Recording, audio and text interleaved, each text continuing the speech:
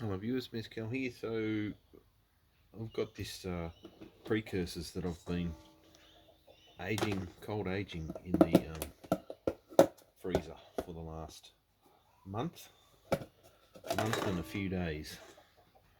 So this is the metakaolin side. In the last video I talked about how I was going to mix sand into both portions.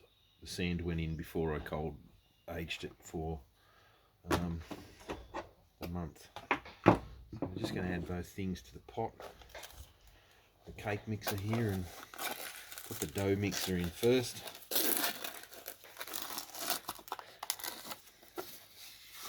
So the idea here between having such a long cold aging process is we're chasing dissolution so that the numbers that you calculate at the beginning can dissolve enough.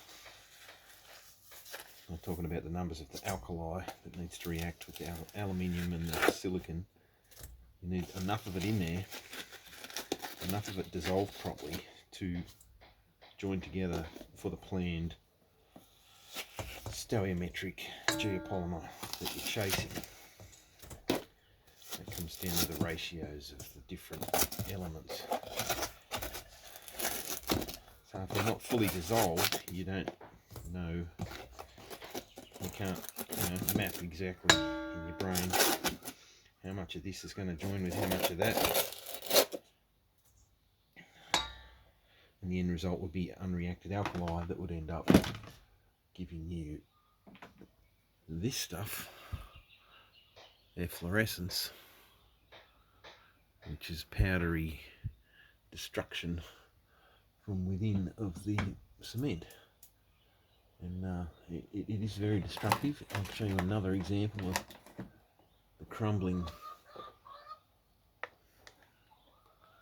These samples here have effloresced and fallen apart, and if you aren't getting your proportions fully dissolved, that's what's going to happen.